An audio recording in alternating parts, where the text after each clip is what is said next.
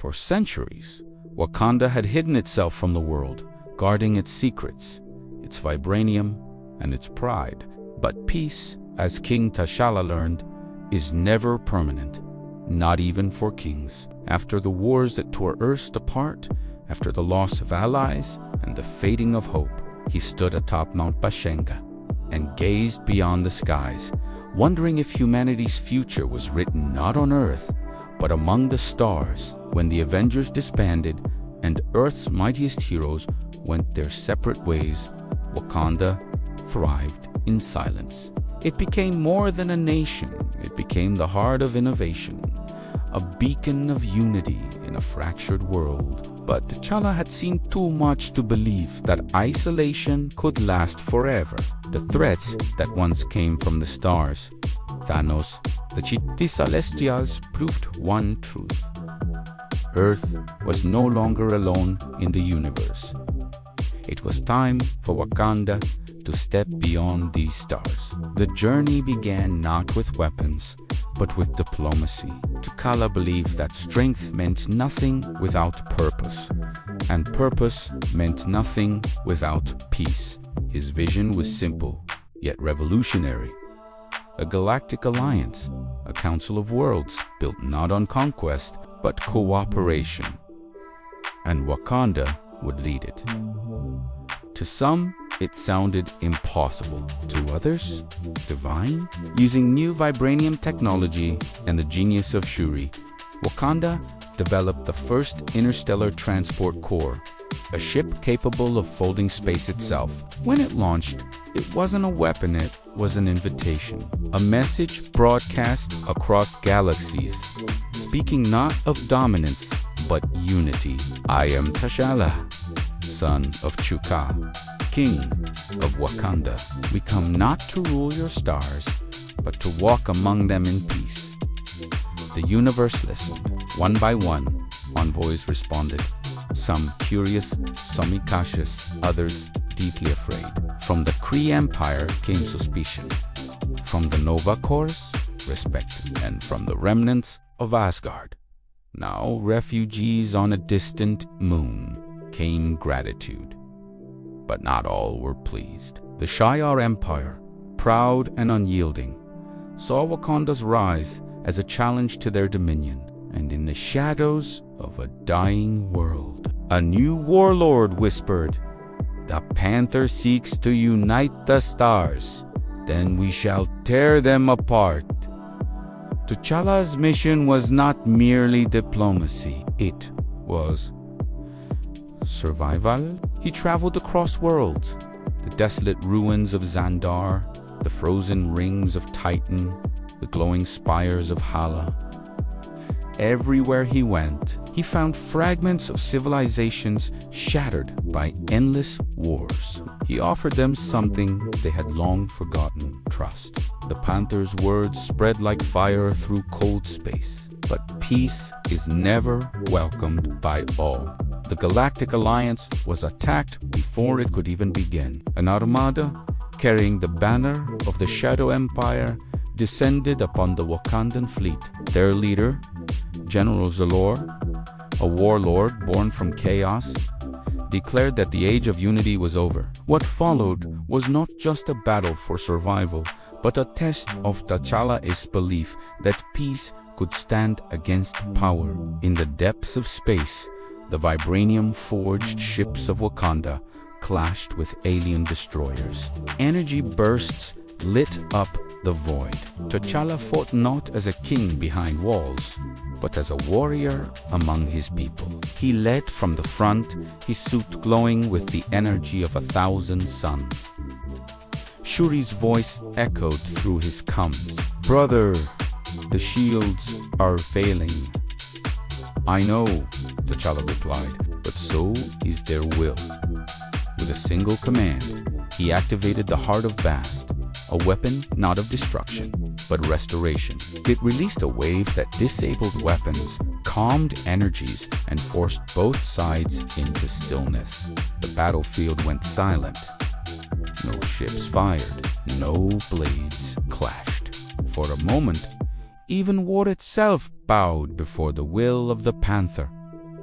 General Zlor, furious and humiliated, the universe had seen something new, not a conqueror, but a leader who chose mercy over dominance. In the aftermath, the first Galactic Alliance was born. Representatives from 100 worlds gathered under a banner woven from vibranium and starlight, the symbol of the Panther. They called him not just King of Wakanda, but Diplomat of Worlds. But peace, like all precious things, must be guarded. Whispers began spreading across the galaxies that the Panther's technology was too advanced, his influence too strong. Some feared that the Alliance was just another empire in disguise. Others believed he was destined to become something greater, a guardian of balance between civilizations. T'Challa wrestled with the burden. He missed Earth, missed the soil of Wakanda, the laughter of his people, the warmth of the sun over the Golden City. But he knew his path had changed. Then came the betrayal. A member of the Council, a Kree ambassador, secretly allied with the remnants of the Shadow Empire, leaking Wakanda's technology. Worlds that once sought peace began building weapons of mass devastation. The alliance fractured, and war loomed once again. T'Challa stood before the council, his voice heavy with sorrow but unshaken. We built this for unity, not fear. And if I must fight to protect peace, then let the universe know the Panther still has claws. He returned to his ship, ready to defend what he had built. Shuri joined him, now commander of the Wakandan fleet. Together, they launched a mission to stop the corrupted alliance before it tore the galaxy apart. In the ensuing war, T'Challa faced impossible choices: save worlds that betrayed him or destroy them to preserve balance. But he remembered his father's words.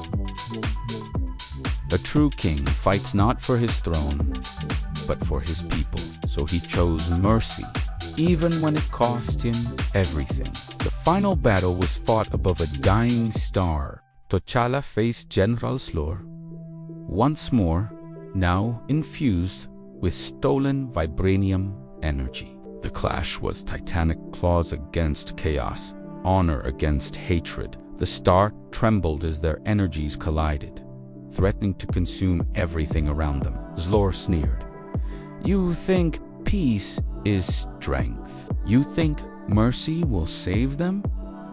T'Challa's eyes glowed through his cracked mask. Mercy is not weakness. It is power beyond your understanding. With a final surge, he unleashed the energy of the Heart of Bast once more, purging Zlor's power and stabilizing the star. The cost was immense. The blast consumed the battlefield, and when the light faded, T'Challa's ship drifted silent among the stars. 4 weeks, no one heard from him. The universe mourned. Statues were erected. The Galactic Alliance swore to uphold his dream peace through unity. Then, one day, a signal flickered across the void. A heartbeat. T'Challa's voice came through, faint but alive. The Panther does not fall. He only moves forward. He had survived, scarred, weary, but alive. The galaxy rejoiced, but T'Challa chose not to return to Earth. Instead, he became something greater, the Warden of the Stars, the silent guardian of a fragile peace. Under his watch, the Alliance grew stronger. Worlds once at war began to heal. Children of alien races learned Wakandan science. The story of the Panther spread beyond galaxies, the tale of a king who left his throne to unite the cosmos. And yet, even among the stars, his heart remained tied to Earth. He often gazed at the blue planet from afar, whispering to himself, "Wakanda forever." In time, Luna, his daughter, born from a union between Earth and the stars, took his mantle. She carried his ideals further, expanding the alliance into what would become known as the Federation of Bast.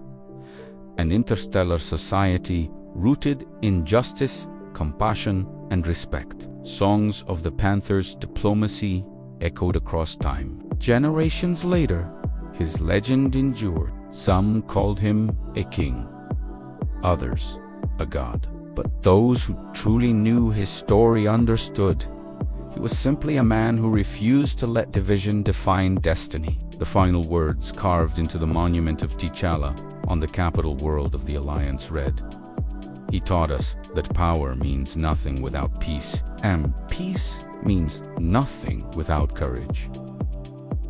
In the silent glow of 1,000 suns, the spirit of the Panther lived on, not in the shadows of Wakanda, but in the light of a united universe.